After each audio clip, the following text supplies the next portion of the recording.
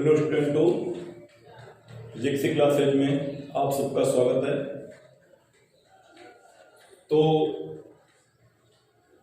अभी आपका next video play होने वाला है। उससे पहले मैं थोड़ा रिवाइज कर देता हूं आवेश की टिप्पणियों को लेके कि जैसे हम आवेश पर चर्चा कर रहे थे तो आवेश में देखा जाता है कि मान के चलो दो वस्तुएं हैं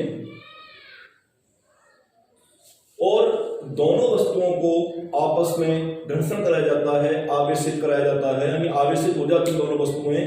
तो इसमें क्या होता है, केवल जो इसके परमाणु होते हैं, इनके परमाणु होते हैं, तो यहां से केवल जो ट्रांसलेशन होता है वह केवल इलेक्ट्रॉन का होता है, प्रोटॉन का नहीं होता है। यानी कि आवेशन की प्रक्रिया में जो ट्रांसलेशन होता है, आदान प्रदान होता है, वो केवल किसका होता है, इलेक्ट्रॉन का होता है। प्रोटॉन को अलग करना संभव नहीं है। इसके बाद में यहां से देखा जाए कि इलेक्ट्रॉन गति करता है, तो एक वस्तु इलेक्ट्रॉन त्यागती है और दूसरी वस्तु क्या करती है, ग्रहण करती है। मान के चलो इस वस्तु ने इलेक्ट्रॉन त्यागे और इस वस्तु ने इनको ग्रहण किया। मैं इनको ए भी दे देता हूं, ए बी। तो ए वस्तु से इलेक्ट्रॉन निकले हैं और बी ने क्या किया, इनको ग्रहण किया है। तो यहां जो वस्तु ए है इससे प्रारंभ में उदासीन थी, इसने इलेक्ट्रॉन त्यागा, तो यह वस्तु कैसी हो जाएगी, धनावेशित हो जाएगी, क्योंकि अब इस पर क्या बढ़ गया, प्रोटॉन बढ़ गया, धनावेश बढ़ गया। इसने इलेक्ट्रॉन को त्याग दिया है। और जो वस्तु बी है इस पर इसने इलेक्ट्रॉन ग्रहण किया है, तो यह वस्तु कैसी हो जाएगी, ऋणावेशित हो जाएगी। तो यहां से एक और बात देखने को मिलती है कि जो वस्तु इलेक्ट्रॉन ग्रहण करती है, जो वस्तु इलेक्ट्रॉन ग्रहण करती है उसका द्रव्यमान अपेक्षाकृत अधिक हो जाता है। यानी कि बी वस्तु का द्रव्यमान ए वस्तु की अपेक्षाकृत अधिक हो जाएगा। यदि प्रारंभ में दोनों समान की थी तो तुलनात्मक देखा जाएगा, तो बी ने इलेक्ट्रॉन ग्रहण किया है तो यहां से इसके द्रव्यमान में वृद्धि हो जाती है। और यहीं पर एक टिप्पणी बन जाती है कि यदि दो वस्तुओं को आवेशित किया जाता है तो एक वस्तु धनावेशित होती है और एक वस्तु ऋणावेशित होती है, तो द्रव्यमान किसका अधिक होगा, तो दोस्तों यहां पर आपका उत्तर होगा ऋणावेशित वस्तु का। किसका होगा, ऋणावेशित वस्तु का। इसके बाद में जो आवेश होता है, आवेश पर वेग का कोई प्रभाव नहीं पड़ता है। यानी कि इसके बाद देखा जाए कि मेरे पास एक आवेशित क्षण है, यानी कि मेरे पास में एक आवेशित क्षण है।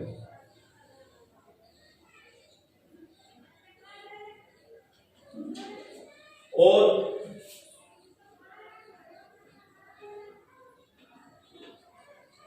इस वस्तु के पास यदि मैं नेगेटिव, पॉजिटिव और एक उदासीन तीन कण लेके आता हूं, पॉजिटिव, नेगेटिव और उदासीन तीन कण लेके आता हूं, और यहां से देखने को मिलेगा कि ये इससे आकर्षित होता है और ये भी इससे आकर्षित होता है, लेकिन ये वस्तु इससे क्या होगी, प्रतिकर्षित होगी।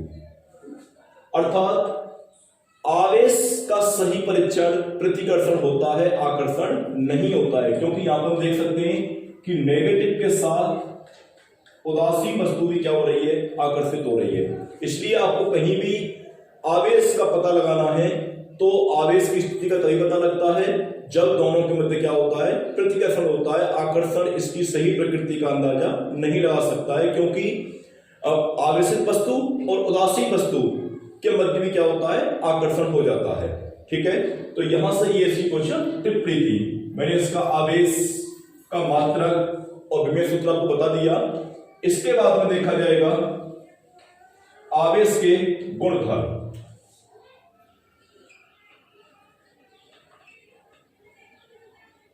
आवेश के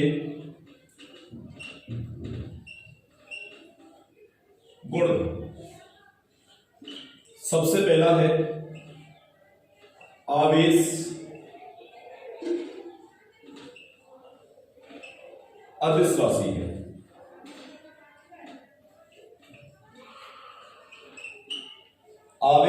स्केलर है, वेक्टर नहीं है। हम आवेश को ऐसे नहीं दिखाते क्यू वेक्टर, ये गलत है, क्योंकि आवेश के लिए दिशा की कोई आवश्यकता नहीं होती है। दूसरा है द्रव्यमान के बिना कि एम के बिना आवेश का कोई अस्तित्व नहीं है। यानी कि आवेश का ट्रांसलेशन होता है तो द्रव्यमान भी क्या होता है, उसका ट्रांसफर होता है। द्रव्यमान के बिना आवेश का कोई भी अस्तित्व नहीं है। फिजिक्स में हम बिना द्रव्यमान के किसी वस्तु पर अध्ययन नहीं कर सकते हैं, तो यहां पर यही कहा गया है कि द्रव्यमान के बिना आवेश का कोई अस्तित्व नहीं है। तीसरा है आवेश क्वांटीकृत होता है।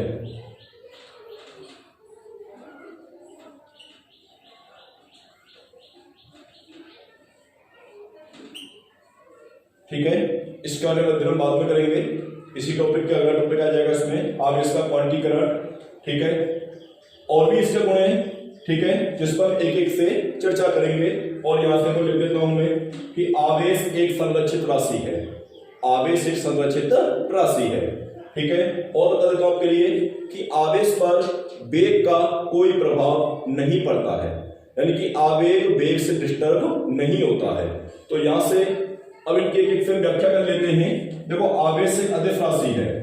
ठीक है, तो इसका अर्थ क्या है, यहां पे एक टॉपिक आता है पहला, आवेश की योजना। आवेश की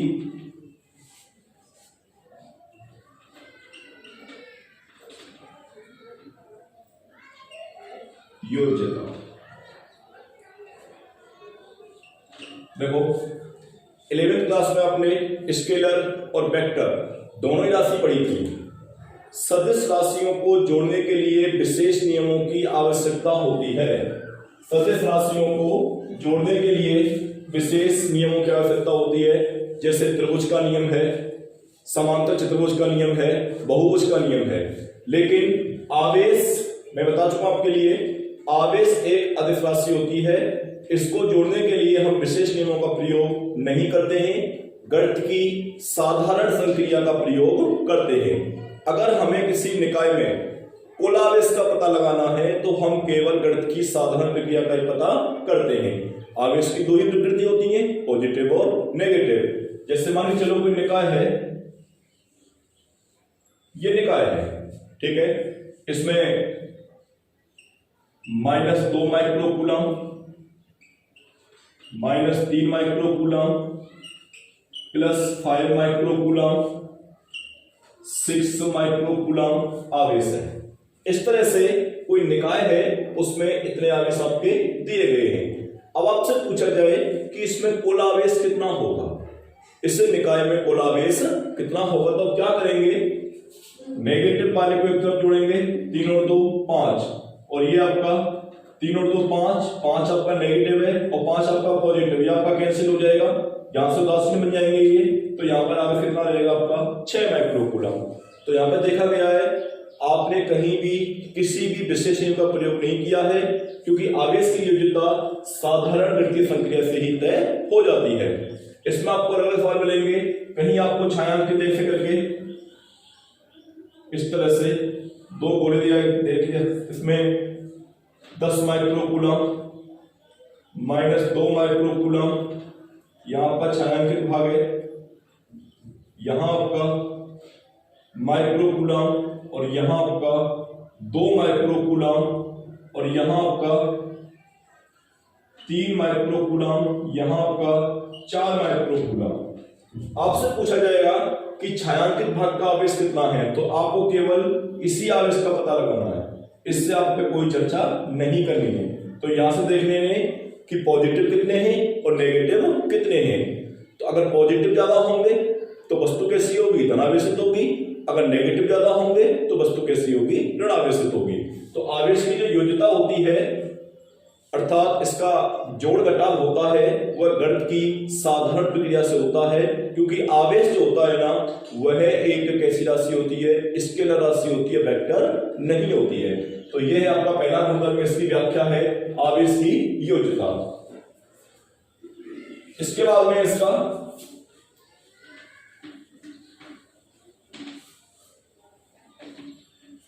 दूसरा नियम है इसका, अर्थात दूसरा गुणधर्म है आवेश संरक्षित राशि है।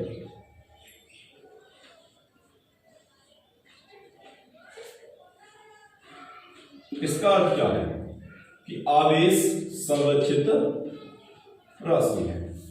बाध्यता कौन है? इलेक्ट्रॉन। जब भी कोई वस्तु आवेशित होती है तो या तो वो इलेक्ट्रॉन ग्रहण करती है या वो इलेक्ट्रॉन त्यागती है, ठीक है। तो लेकिन इसमें बताया गया है कि कुल आवेश क्या रहता है? संरक्षित रहता है। तो यहां से देखा जाएगा कि ऊर्जा के आधार कर लो उसको कि आवेश ना तो उत्पन्न होता है ना ही क्या होता है, नष्ट होता है।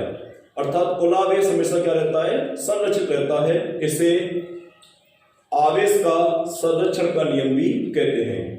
एग्जाम्पल दे सकते हैं इसका, जैसे मान के चलो मेरे पास एक कांच की छड़ है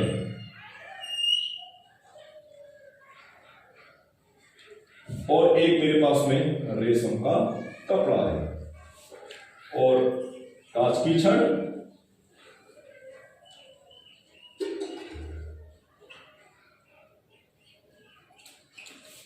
रेशम का कपड़ा, ये इसका एग्जाम्पल है। दोस्तों पहला एग्जाम्पल है इसका, ये कांच की छड़ और रेशम का कपड़ा। तो प्रारंभ में इन पर कोई आवेश यानी कोई इस पर आवेशित नहीं है। दोनों ही कैसे हैं? जैसी स्थिति में ऐसे कोई भी किसी प्रकार की वस्तुओं को आकर्षित या प्रतिकर्षित नहीं करते हैं। तो अभी हमने इनका घर्षण नहीं कराया है।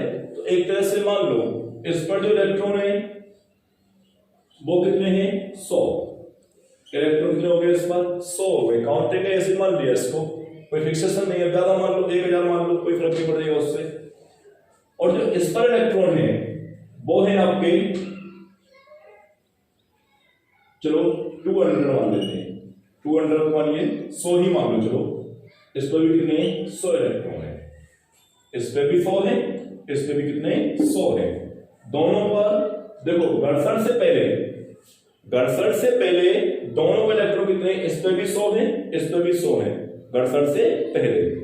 अब हमने क्या किया, इस कांच की वस्तु का इससे हमने घर्षण कराया। इस कांच की वस्तु का इससे हमने क्या कराया? घर्षण कराया। और यहां से 20 इलेक्ट्रॉन इस रेशम के कपड़े पर आ जाते हैं। तो दोस्तों यहां से जो इस पर इलेक्ट्रॉन थे ये कितने हो गए? अब E बराबर 120, E बराबर 120। और इस पर इलेक्ट्रॉन कितने हो गए? अब E बराबर 80। तो जहां पहले 100 इलेक्ट्रॉन और 100 इस पर क्या थे? प्रोटॉन थे। प्रोटॉन की समान मान उदासीन माना है मैंने प्रारंभ में इनको, भाई प्रारंभ में इनको उदासीन माना है। तो इसका अर्थ क्या है कि जितने इलेक्ट्रॉन उतने ही प्रोटॉन। तो यहां पर अगर देखा जाए तो प्रारंभ में इस पे भी 100 थे, इस पे भी 100 थे, यानी घर्षण से पूर्व। लेकिन घर्षण के बाद हमने क्या देखा कि इस पर जो इलेक्ट्रॉन है वो कितने रह गए? 80 इलेक्ट्रॉन 80 रह गए। इसका अर्थ क्या है? इस पर जो धनावेश है वह बढ़ गया और यहां पर वस्तु कैसी हो गई है? पॉजिटिव हो गई, ठीक है। इस पर कितने थे? 100 थे, अब कितने हो गए? 120। इस पे कौन बढ़ा है? ऋणावेश बढ़ गया। कौन बढ़ गया इस पर? ऋणावेश। तो ये वस्तु कैसी हो गई? नेगेटिव हो गई, आवेशित हो गई। लेकिन यहां पर जब इन पर कोई आवेश नहीं था, तो इनमें कुल इलेक्ट्रॉन कितने थे? देखो 100 इसके थे, 100 इसके थे, 200 कितने थे? 200। अब दोनों वस्तु आवेशित हो गई हैं। तो आवेशन के बाद जब इलेक्ट्रॉन काउंटिंग की तो इस पे कितने थे? 120, इस पे कितने थे? 80, ठीक है। टोटल कितना आया इसका? 200। तो 200 तो पहले थे और 200 क्या है बाद में है। अतः इससे क्या स्पष्ट होता है कि आवेश एक संरक्षित राशि होती है, अतः आवेशन की प्रक्रिया में आवेश की कोई हानि नहीं होती है, केवल क्या होता है इलेक्ट्रॉन का ट्रांसलेशन हो जाता है। तो इसे बोलते हैं हम आवेश संरक्षण का नियम। रेडियो एक्टिविटी आप देख सकते हैं, आप यूरेनियम का ले सकते हैं आप उदाहरण इसका, ठीक है। जैसे यहां से देखा जाए 7N14 इसमें हमने मिला दिया अल्फा का 2He4 और यहां से इसकी अभिक्रिया के बाद 7 और 2 9 किसका होता है फ्लोरीन F का, 9 किसका होता है F का, और 14 और 4 18। यहां से F बना देखो नीचे से देख सकते हैं आप, तो आप लोग 7 और 2 9 14 और 4 18। अतः क्रिया क्या है बराबर है। ये कौन सी क्रिया है रेडियो एक्टिविटी है। क्या है ये रेडियो एक्टिविटी। इसको मैं और आगे कर सकता हूं यहां से,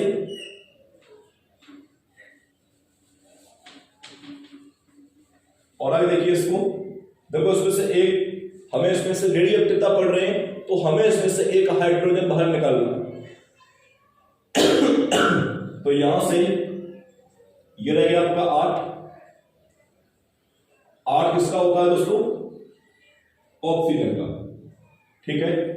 और देखो ये क्रमांक चेंज नहीं होता है, द्रव्यमान संख्या अप डाउन हो जाती है, कोई फर्क नहीं है उससे। और यहां पर कितना रह गया आपका +1H2, तो यहां पर क्या हो जाएगा आपका ये 16। तो देखो 18 7 और 2 9 सभी क्या रहता है समान रहता है। अगर यहां पर आप 70 करेंगे तो ये आपका क्या हो जाएगा 1H1। आप देख सकते हैं कि टोटल अभिक्रिया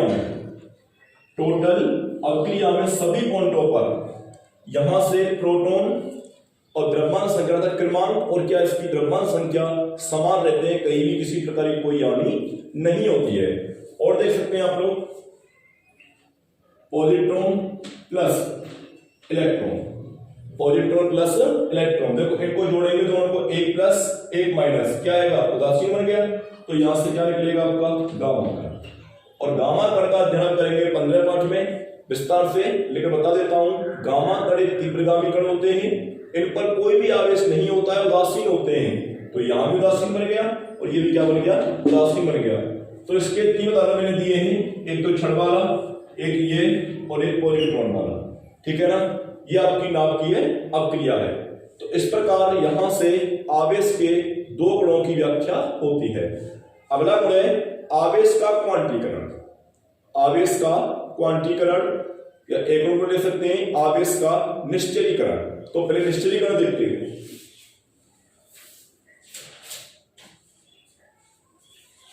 अगला गुण है आपका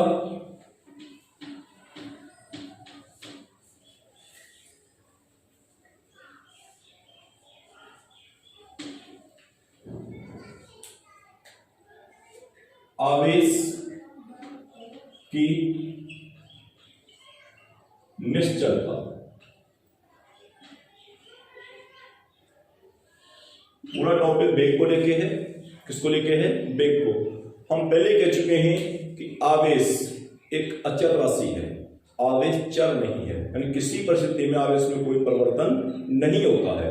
तो चर और अचर मैंने आपको पहले बताया था क्लास में कि चर क्या होता है और अचर क्या होता है।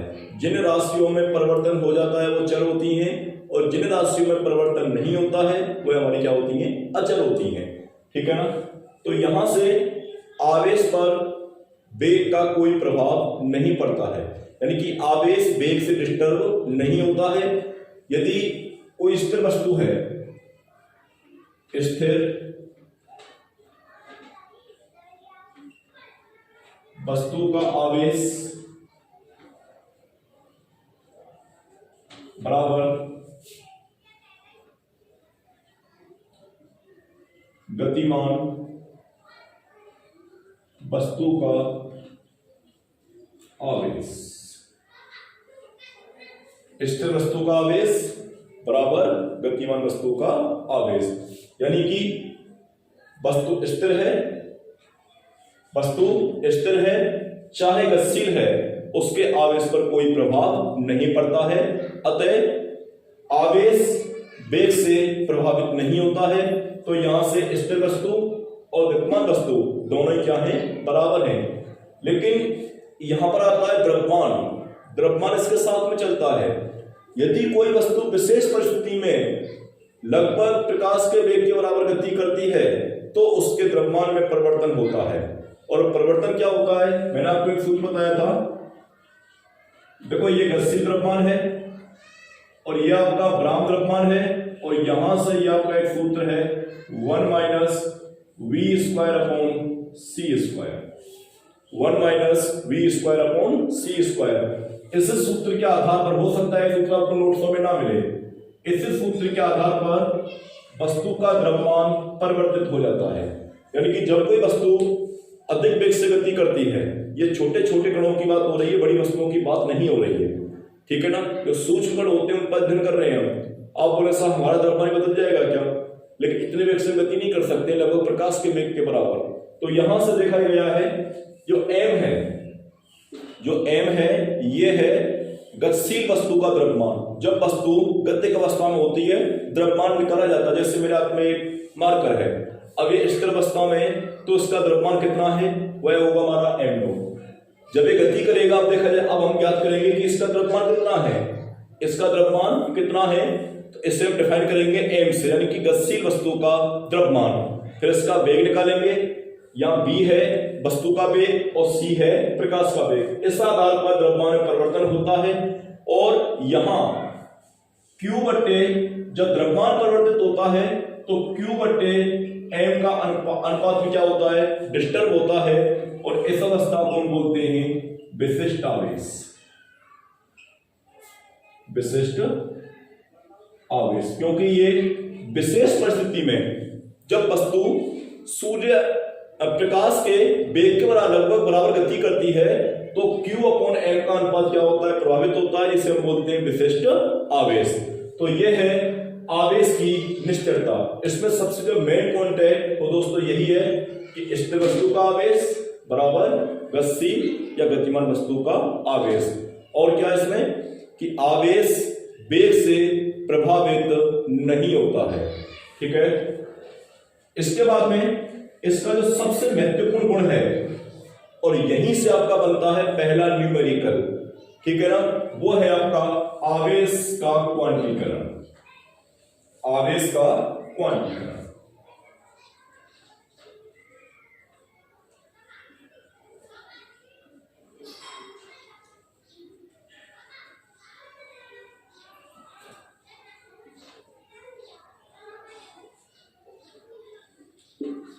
दोस्तों मैक्स प्लांक ने जो क्वांटिक मान होते हैं उनमें सबसे अधिक महत्वपूर्ण भूमिका निभाई। दो चीज होती हैं, एक तो होती है सतत, एक होती है विभव। यानी कि सतत होता है, जैसे आप किसी भी सतह को देखें, जैसे ये सतह मैंने लाइन खींची, यहां पर आप इन लाइनों को दूर से देखेंगे तो आपको एक सतह दिखाई देगी, लेकिन जब आप इनको नजदीक से देखेंगे तो क्या देखा गया है कि ये लाइन अलग अलग है। कोई कपड़ा है, सतह के रूप में दिखता है, लेकिन रियलिटी में क्या है, वो धागों से मिलकर बना हुआ है। अतः क्या है, वो विभक्त मान है, ठीक है। तो यहां से जो आवेश है वह क्वांटित होता है। क्वांटित कहते हैं विभक्त मान, अलग अलग मान, यानी कि एक पैकेज बनते हैं। जब आवेश का ट्रांसलेशन होता है तो पैकेट्स के रूप में होता है, यानी सतत नहीं होता है, पैकेट्स के रूप में होता है, क्वांटित होता है, विभक्त होता है। और इसे क्या बोलते हैं, आवेश का क्वांटीकरण कहते हैं। किसी वस्तु पर जो आवेश है, अब वो पैकेट्स क्या है, वो पैकेट्स क्या है, तो यहां पर जैसे मैं कहूं कि हमने जैसे माप तोल का यंत्र होता है हमारा एक, जैसे मैंने बोला केजी, मैंने क्या बोला केजी, तो 1 केजी मैंने फिक्स कर लिया कि 1 केजी है ना, 1 केजी हमारे पास में एक माप है। क्या है, हमारे पास में एक माप है। फिर अब 1 केजी, अब 1 केजी को हम कन्वर्ट करेंगे, फिर मैंने बोला 1 मन, 1 क्विंटल, ठीक है ना, 1 टन, 1 केजी सबसे मैंने छोटी माप ली है, फिर मैंने लिया है 1 मन। कितना लिया मैंने? 1 मन। तो दोस्तों रियलिटी में क्या देखा गया है कि 1 मन बराबर कितने का होता है? 40 केजी के, और 1 क्विंटल कितने बराबर होता है? 100 केजी के। तो रियलिटी क्या है, यहां पर जो मन है ये भी किसकी? द्रव्यमान की इकाई है, और क्विंटल भी किसकी इकाई है? द्रव्यमान की इकाई है। और केजी क्या है? हमने इसकी न्यूनतम माप ले ली। क्या ले ली हमने? इसकी न्यूनतम माप। तो मैं कह सकता हूं कि 1 मन 40 केजी के बराबर है, यानी कि द्रव्यमान की न्यूनतम माप का 40 गुना, द्रव्यमान की न्यूनतम माप का 40 गुना 1 मन होता है। यदि किसी वस्तु में 1 मन वजन है तो तुम क्या बोलेंगे कि यह किलो का 40 गुना है। 1 क्विंटल है तो क्या बोलेंगे? यह 1 किलो का 100 गुना है। तो ऐसे ही जो आवेश होता है, जो आवेश होता है वह अपने न्यूनतम मान, उससे बोल सकते हैं मूल आवेश, अपने यानी किसी वस्तु पर जो आवेश होता है ना, वह अपने न्यूनतम मान का गुना होता है। इससे हम न्यूनतम मान को मूल आवेश या क्वांटा बोल देते हैं, यानी कि सबसे छोटा पैकेट क्या कहलाता है? क्वांटा या मूल आवेश कहलाता है। और इसकी जो वैल्यू होती है वो होती है E बराबर 1.6 गुणा 10⁻⁻19 कूलम, यानी कि यह आवेश का न्यूनतम मान होता है।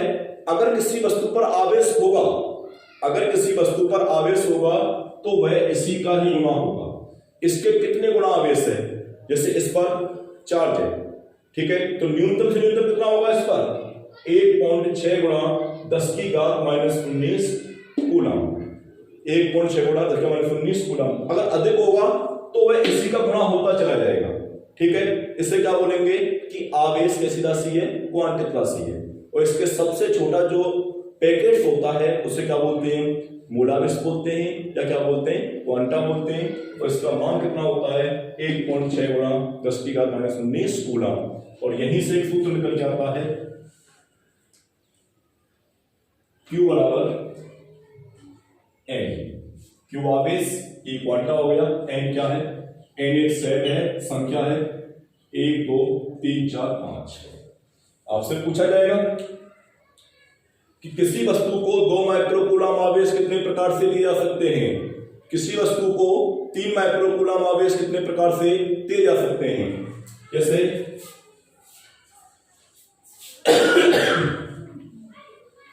एक सवाल में क्या आ गया पेपर में कि किसी वस्तु को 2 माइक्रोकूलम पे रखा है, नोट्स में 2 कर लेते हैं। किसी वस्तु को 2 माइक्रोकूलम आवेश कितने प्रकार से दिए जा सकते हैं? तो सबसे पहले दिया कितना है? Q बराबर 2 माइक्रोकूलम। माइक्रो क्या है? समय की इकाई, किसकी? एक संख्या है, इसका मान कितना होता है? 10⁻⁻6। तो टोटल आवेश कितना हो गया इस पर?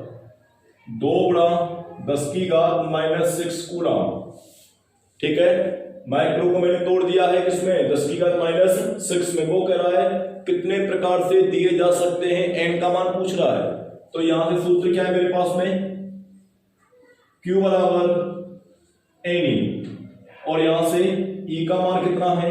E बराबर 1.6 गुणा 10⁻⁻19 कूलम। तो यहां से मान रखेंगे इसका, तो Q बराबर कितना दे रखा है उसने? 2 गुणा 10⁻⁻6 बराबर N गुणा E का मान कितना है? 1.6 गुणा 10⁻⁻19। अब चाहो तो यहां पर कूलम लगा सकते हैं, C यहां भी आएगा और C यहां भी आएगा, C से C कैंसिल हो जाएगा। और यहां से देखा जाएगा कि N बराबर कितना आ जाएगा आपका? 2 गुणा 10⁻⁻6 अपॉन 1.6 गुणा 10⁻⁻19। इस पॉइंट को खत्म कर दो, ऊपर एक 0 बढ़ा दो, ठीक है। देखो यहां कितना रह जाएगा आपका? तो 0 बढ़ेगी तो यहां रह जाएगा आपका कितना? 5। 19 ऊपर जाएगा प्लस का हो जाएगा, 19 ऊपर जाएगा तो किसका हो जाएगा? प्लस का हो जाएगा। और कितना बचेगा? ये कितना बचेगा? ये यहां से ऊपर जाने के बाद में n बराबर इसका इसमें भाग दे दो तो ये आएगा लगभग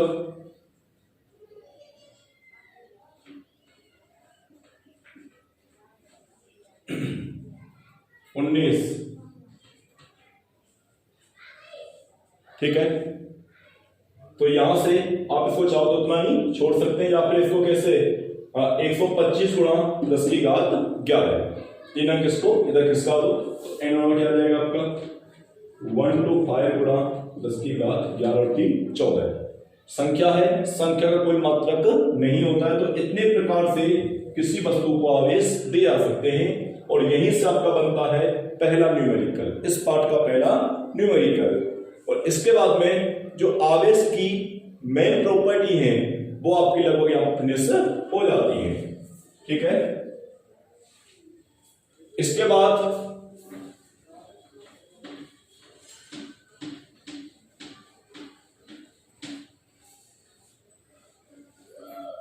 आपका आएगा, देखो इसमें टॉपिक है कि क्वांटीकरण के अपवाद, उसको छोड़ देना है, वो कोर्स में नहीं है, नोट्स में तो रखा है लेकिन कोर्स में आपके में है नहीं है वो। और यहां से है आपका क्या, कूलाम का नियम।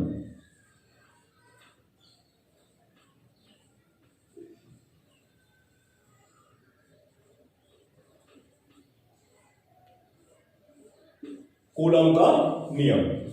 तो दोस्तों कूलाम का नियम पढ़ने से पहले आपको आवेश जो मैंने कराया है टोटल, वहां से लेके और ये गुणधर्म तक, ये आपको बिल्कुल कंटेस्ट कर लेना है, यानी कि ढंग से समझ लेना, रटना नहीं है, समझना है। और उसके बाद हम कल से कराएंगे कूलाम का नियम। कोई समस्या हो तो पूछ लेना। ठीक है।